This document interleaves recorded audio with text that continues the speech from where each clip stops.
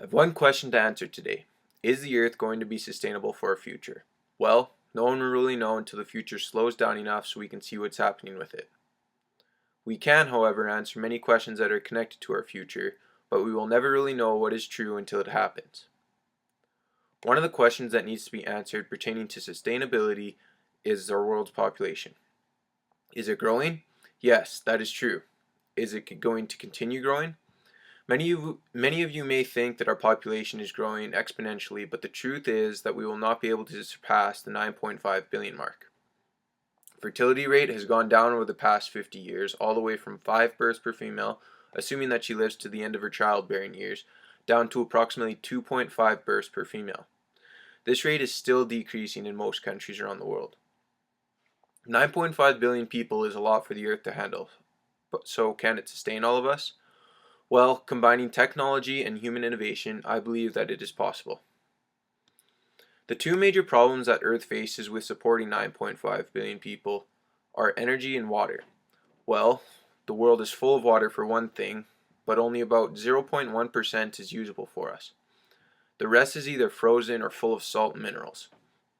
But now with technology created by humans, we can distill seawater and make it into fresh, clear drinking water. We will then be able to get water to locations where this fresh water is nowhere in sight. This will increase health and decrease disease by contaminated or lack of water in multiple areas around the world. Well, there solves our water problem, but we need energy to make this distillation process possible, and it takes a lot of energy. There's new technologies such as thermodepolarization, which breaks down carbon-based waste using heat and pressure to create oil, which makes energy more readily available. This is just speeding up Mother Nature's process by making oil to get the same result as well as using up waste.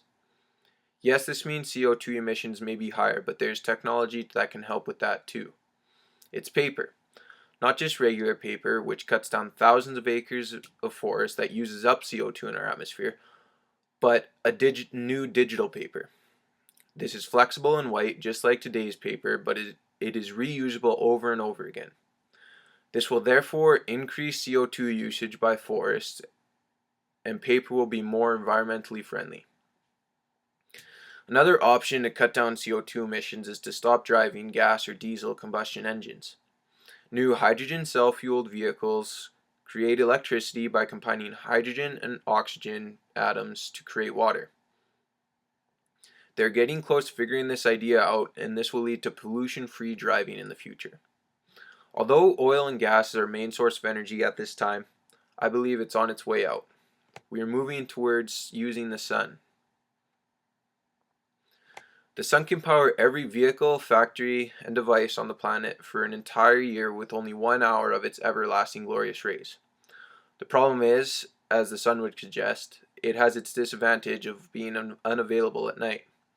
Recently, however, Professor Thomas Meyer and a research team at the University of North Carolina's Energy Frontier Research Center have developed a way to store the sun's solar energy and utilize it at night.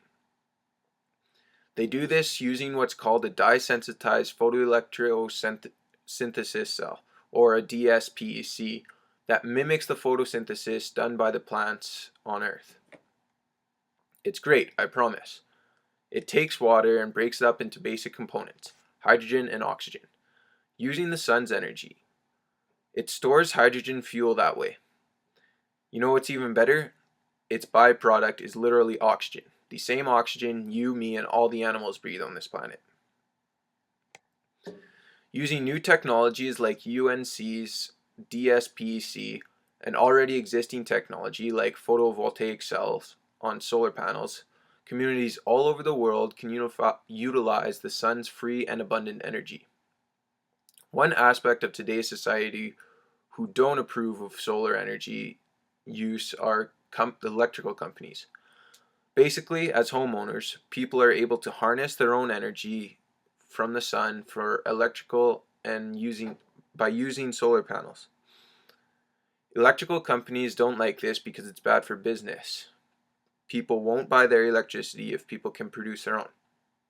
Moreover, some states in the US allow people to sell excess power they harnessed from the sun back to the power grid. You know what that means, right? Because all people have to do is sit and wait for daylight to hit their roofs, lawns, backyards to get their electricity. It'll be significantly cheaper than electricity from electrical companies today. So what does this mean? With governments, the rich, and a whole lot of compassion for other fellow humans, third world nations can provide affordable energy for themselves and their neighbors. Best of all, everyone will be using a sustainable and abundant energy resource. As for the electrical companies, there are such things as solar electrical companies which utilize solar energy. If this system were to continue, solar electrical companies can slowly overpower the conventional electrical companies who use oil and gas to produce their electricity. And is that really such a bad thing? I mean, utility businesses will still be profitable and will still be able to contribute to our current economy. They'll just be more environmentally friendly. These technologies are already here for us to utilize, and all we have to do is change a little.